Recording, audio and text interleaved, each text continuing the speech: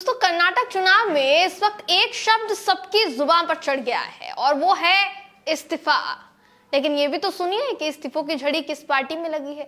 देश की और कर्नाटक की सत्ताधीन भाजपा की नींदें उड़ गई है दोस्तों इस्तीफों के दौर की वजह से, क्योंकि इस्तीफों का दौर भाजपा में ही जारी है। सबसे ज्यादा हैरानी की बात तो ये है कि भाजपा के जो लोग भाजपा छोड़ रहे हैं वो सीधा कांग्रेस की तरफ निहार रहे हैं, कांग्रेस में जाकर शामिल हो रहे हैं।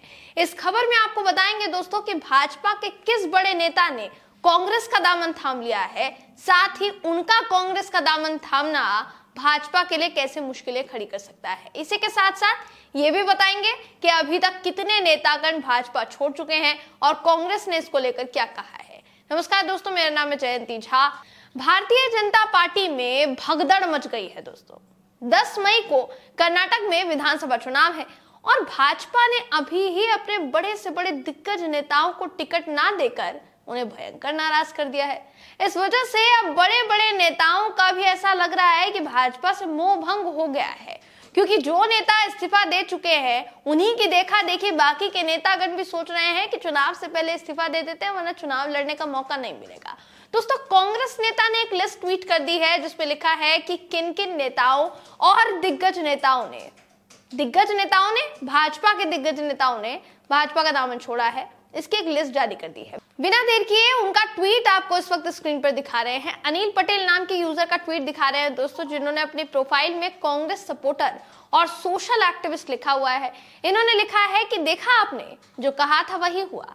कर्नाटक बीजेपी में भगदड़, इस्तीफों की बारिश। Laxman Savadi ex deputy CM, DP Naribol ex MLA, MP Kumaraswamy MLA, Ramappa Lamani MLA, Gulihatti Shekhar MLA, Shankar R MLC, S Angara मंत्री डॉक्टर विश्वनाथ येदुरप्पा के करीबी।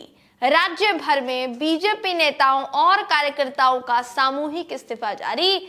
नोट भी लिखा गया है यहाँ पर और नोट में कहा गया है कि ट्वीट लिखने तक तो इतने ही नेताओं ने बीजेपी छोड़ी है, इतने ही नेताओं के बीजेपी छोड़ने की जानकारी है, लेकिन ये लिस्ट समय के साथ बढ़ती जा रही है, अपडेट करते रहेंगे। यानी उनका कहना है दोस्तों कि अभी तो लिस्ट बहुत छोटी है, अभी तो इस लिस्ट में और नाम जुड़ने बाकी है। तो क्या चुनाव आते आते कर्नाटक में भाजपा के ऊपर गाज गिरने वाली है? ये एक सवाल है जो भाजपा से ही पूछा जा रहा है। वही भाजपा जो कि कर्नाटक में दोबारा कमल खिलाने के ख्वाब देख रही है दोस्तों, क्या ख्वाब सच हो पाएगा? ऐसी परिस्थिति को देखते हुए तो नहीं लगता है, लेकिन वो तो भविष्य बताएगा। देखिए, इस सवाल का जवाब कोई भी होगा तो जरूर होगा कि आखिर हम ये सवाल क्यों पूछ रहे हैं। दरअसल हुआ यह है दोस्तों कि पार्टी के कई बड़े बड़े नेताओं को भाजपा ने टिकट नहीं दिया है, जिन्होंने ना सिर्फ पार्टी छोड़ दी है बल्कि कांग्रेस का दामन भी थाम लिया है। इन नेताओं में एक बड़ा नाम है लक्ष्मण सावदी का, क्योंकि वो कर्नाटक के पूर्व सीएम पूर्व उप मुख्यमंत्री रह चुके हैं, डिप्टी सीएम रह चुके हैं, जिन्होंने कांग्रेस पार्टी ज्वाइन कर ली है। इससे पहले उन्होंने मीडिया से बातचीत में कहा था कि मैंने अपना फैसला ले लिया है, मैं भीख का कटोरा लेकर घूमने वालों में से एक नहीं हूं, मैं एक स्वाभिमानी राजनेता हूं, मैं किसी के प्रभाव में आकर काम नहीं करता हूं। बताया यह जा रहा है कि सावदी ने राज्य कांग्रेस अध्यक्ष डीके शिवकुमार और पूर्व सीएम सिद्धारमैया से बेंगलुरु में उनके आवास पर पहले मुलाकात की। जब मुलाकात की तो बैठक के बाद पत्रकारों ने सवाल किया डीके शिवकुमार से कि क्या माजरा है, तो डीके शिवकुमार ने कहा है कि खुद उन्होंने इस बात की पुष्टि की कि कर्नाटक के पूर्व डिप्टी सीएम लक्ष्मण सावदी कांग्रेस में शामिल हो गए हैं। अब सवाल ये भी है कि आखिर लक्ष्मण सावदी का पार्टी छोड़ना भाजपा के लिए नुकसानदायक कैसे हो सकता है। तो आपकी जानकारी के लिए बता दूं दोस्तों कि सावदी पूर्व मुख्यमंत्री बीएस येदुरप्पा के बाद कर्नाटक में बीजेपी के सबसे वरिष्ठ लिंगायत नेताओं में से एक थे।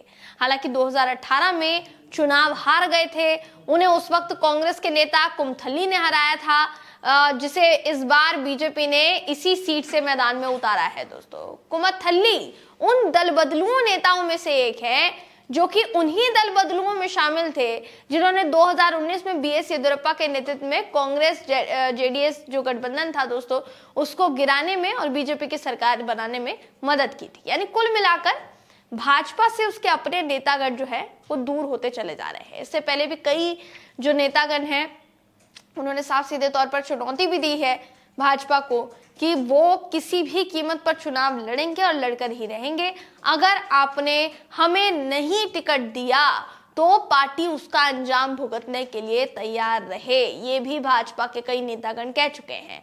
भाजपा के लिए इससे दुखद शायद कुछ और नहीं हो सकता है, क्योंकि सोचिए कि इस घटनाक्रम से आप ये तो अंदाजा लगा ही सकते हैं दोस्तों कि कर्नाटक में कांग्रेस कितनी मजबूती से खेल रही है।